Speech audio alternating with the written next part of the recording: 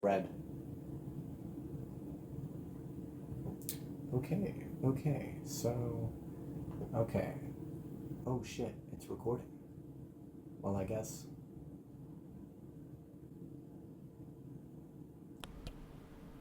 There we go. Now this is recording at 17 seconds. Okay. Well, we're here. We're sitting here.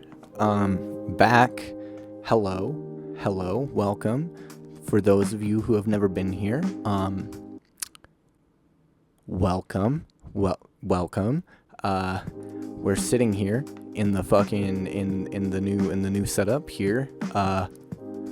As you can clearly see, and we're going to be talking about intent in the sense of like a creative aspect, because I've been struggling a lot with being able to channel basically my creativity and aligning the intent behind it, and like going about it all in one go.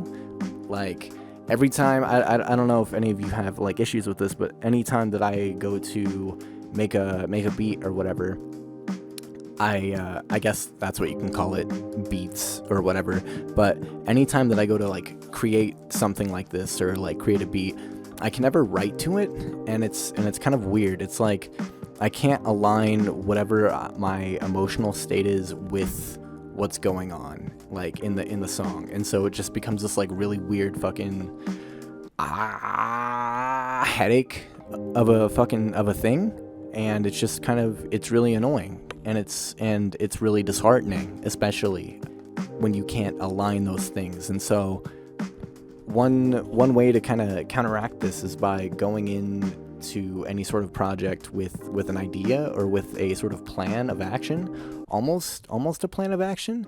Like you want kind of an idea behind whatever the hell you're doing before you just start throwing shit at a wall and fucking with presets and fucking with all this for hours on end, and then getting ultimately nowhere. So like, if you want to create, say you want to create this hyperpop song, and say you want it to have this like dark melancholic vibe or whatever, well, you essentially envision yourself doing exactly that, and then you kind of align whatever you're going to do with that sort of vibe. And so when you're going into the project, you go in with an idea in mind, and then you essentially focus that and try to like build around that. Not to say that you want to stay within that, because you want to let the song grow and you want to let the song develop, or you want to let the idea or whatever the hell develop with this intent. But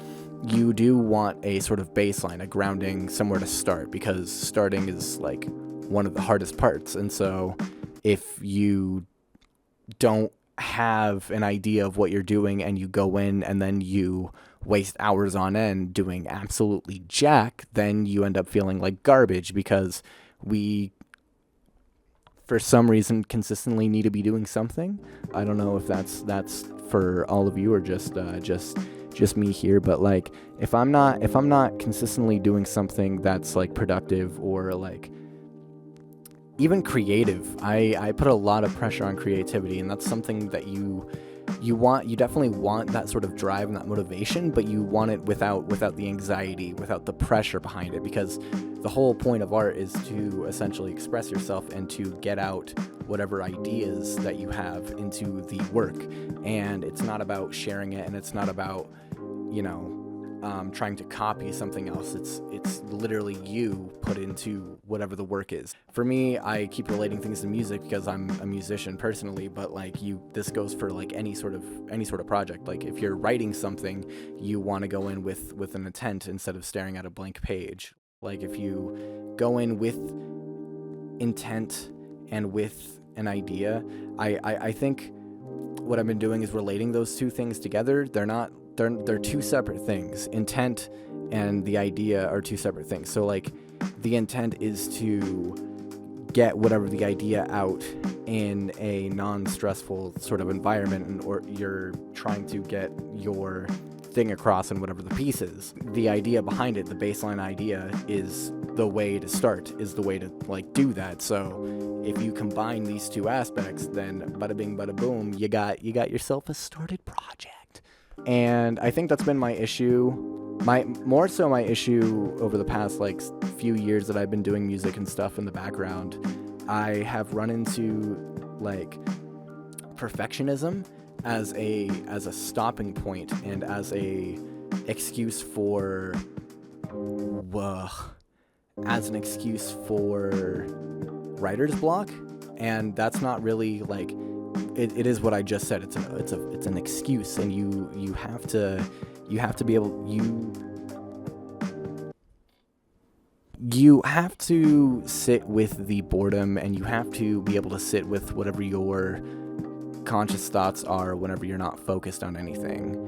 And you have to be able to approach things in life without anxiety behind it, because the more that you approach with a like huge anxiety factor, the more like stir up you're gonna encounter. You feel me? Like if you go into music with a sort of what the fuck do you want? Holy shit. Oh my god, that was scary as fuck. Is that the...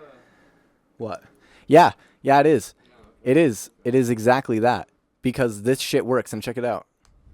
I can fucking wire this shit in, and then I can hear the audio as I'm recording. I know, you can go ahead, feel free to sit in. I'm just talking about intent and music. I'm just fucking rambling at a camera right now. The whole idea is that I'm just gonna like loosely edit this, and then it's gonna be put out into the fucking world. For those of you off screen, for those of you at home, there's a character in the room. Oh fuck. There's a character in the room. His name is Tyler. His name is Mossman. Twitch.tv/Mossman. 3 S's and an underscore between Moss and Man. 3 S's though. He said 3 S's. 3 S's and an underscore. Welcome to the... Oh, fuck! Welcome to the show. But alright, I'll let you get back to your nonsensical ramblings. It's not nonsensical. It is very sensical, in fact. It's very sensical. It's to get me to record. It's to get me to do fucking something. Because I feel like shit for not doing shit. We're solid. Wow. You should be my cameraman more often. Yeah, that shit stopped working. For the camera, this is Marshall. That's Marshall. For the camera. You gonna show off Nolan? I could show off Nolan. What were we talking about? Right.